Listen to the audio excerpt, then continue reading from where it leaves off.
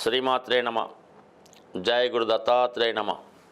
ఈ వీడియోలో మనం 2025 సంవత్సరం ఏప్రిల్ నెలలో వృషభ రాశి వారికి ఏ విధంగా ఏప్రిల్ నెల ఫలితాలు ఉంటాయి అని పరిశీలించినప్పుడు చాలా అదృష్టకరమైనటువంటి స్థితి ఈ వృషభ రాశి వారికి ఏర్పడడం జరిగింది.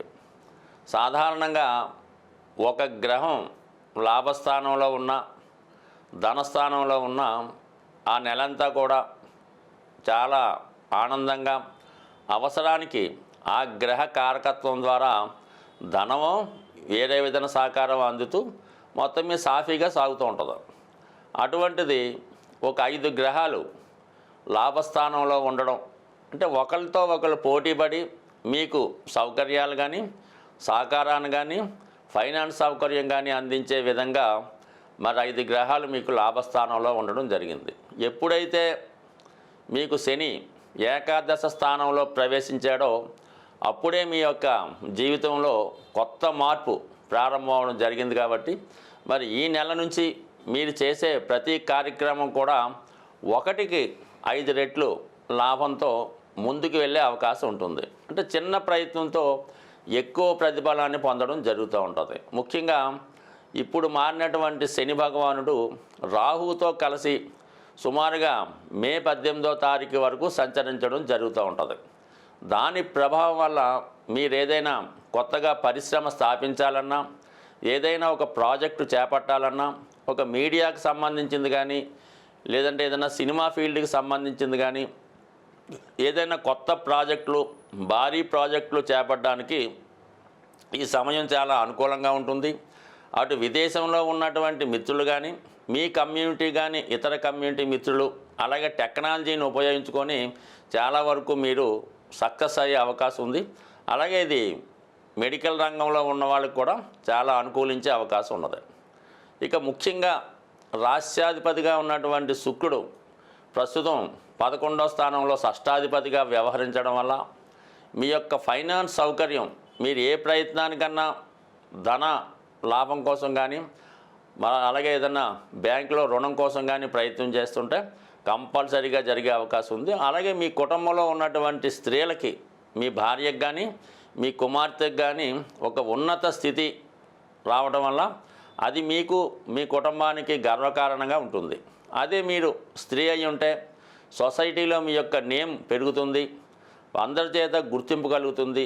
మీరు ఒక రాజకీయ రంగంలో ఉన్నా లేదంటే సేవా రంగంలో ఉన్నా కంపల్సరీగా దానికి తగిన గుర్తింపు ఒక ప్రభుత్వ పదవి లాంటిది.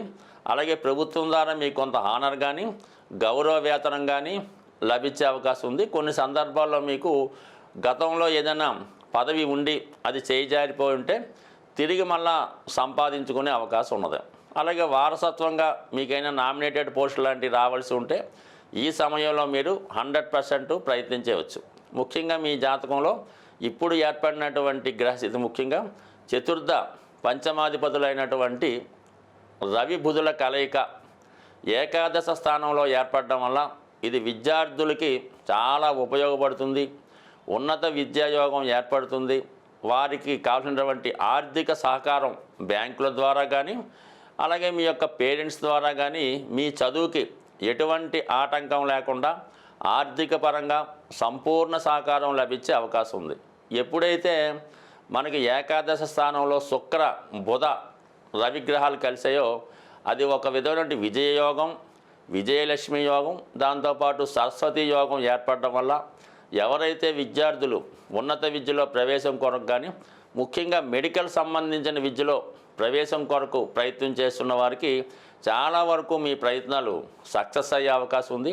అలాగే గతంలో మీరు ఏదైనా ఎగ్జామ్లో ప్రిపేర్ అయ్యి కొంతవరకు అందులో ర్యాంకు రాకపోయి ఉంటే మళ్ళీ రెండోసారి కానీ మూడోసారి కానీ ప్రయత్నం చేస్తున్న వారికి కూడా ఈ సమయంలో కంపల్సరీగా నిరాశ చెందకుండా ప్రయత్నం చేస్తే 100% మీరు కోరుకున్న దానికన్నా మంచి అవకాశాలు ఈ సమయంలో రావడం జరుగుతుంది.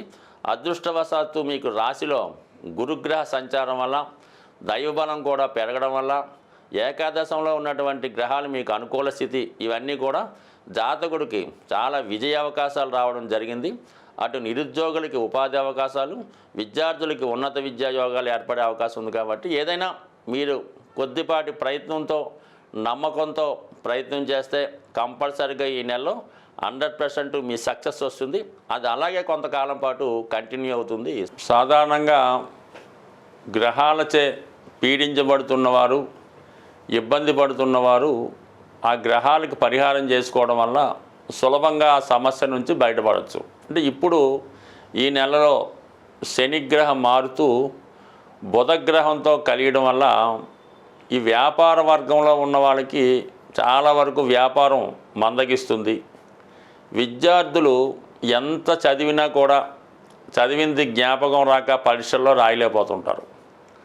అలాగే చాలా వరకు సరైన నిర్ణయాలు తీసుకోలేకపోవడం వల్ల చాలా వ్యవహారాల్లో నష్టపోవడం జరుగుతూ ఉంటుంది. ఆ కారణం వల్ల బుధుని యొక్క అనుగ్రహం కోసం చాలా సులభం మాట. బుధుడు తొందరగా అనుగ్రహించే గ్రహం ఇది.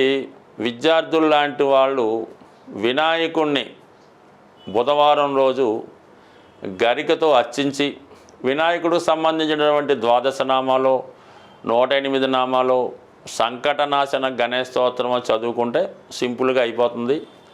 మరి పరీక్షకాలు వెళ్ళేటప్పుడు అయితే ఏం చేస్తారంటే, మీరు వినాయకుడికి గరికతో పూజిస్తారు కదా, అది ఇంట్లో అయినా దేవాలయంలో అయినా ఆ గరికను కొద్దిగా మీ హాల్ టికెట్లోనో మీ పాకెట్లోనో పెట్టుకుంటే చాలా వరకు విజయం లభిస్తుంది. ఇక వ్యాపార సంస్థల్లో ఉన్నవాళ్ళు ఏం చేయాలంటే, గణపతిని ప్రతినిత్యం పూజిస్తూ, అలాగే వీలున్నవారు, అవకాశం ఉన్నవారు విష్ణు సహస్రనామం లేదా గోవిందనామాలు చదువుతూ ఉండాలి. లేదంటే మీ షాపులో క్యాసెట్ రూపంలో వేస్తూ ఉంటే చాలా వరకు పనిచేస్తుంది.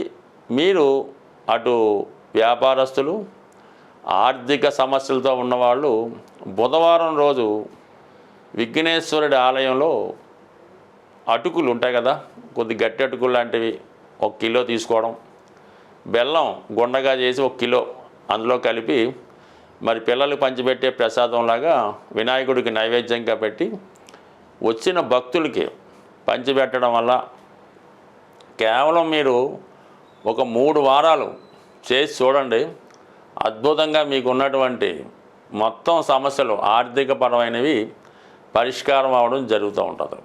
సో ఇది ఈ విధంగా ఈ బుధగ్రహ అనుగ్రహం కోసం ఈ విధంగా చేయొచ్చు. కామన్గా బుధ అనుగ్రహం ఉంటే విష్ణుమూర్తి, లక్ష్మీ అనుగ్రహం కూడా లభిస్తూ ఉంటుంది. అయితే రాహుగ్రహం ఇప్పుడున్నటువంటి శుక్ర, బుధ, రవి, శని గ్రహాలను కబళించి వేయడం వల్ల ముందు రాహుని సంతృప్తి పరచాలంటే మీరు అమ్మవారిని గట్టిగా పట్టుకోవాల్సి ఉంటుంది. ఏదో ఒక వారం ఏదన్నా అమ్మవారి ఆలయంలో దర్శించి అమ్మవారికి శక్తి ఉన్నవారు ఒక నిమ్మకాయల దండ వేయండి, లేనివారు ఒక 4 నిమ్మకాయలు అమ్మవారికి అమ్మవారి ఆలయంలో ఇవ్వడం వల్ల అమ్మవారి యొక్క అనుగ్రహం దొరికిందంటే ఇంకా ఆటోమేటిక్గా మొత్తం అంతా కూడా సమస్య పరిష్కారం అవుతూ ఉంటుంది.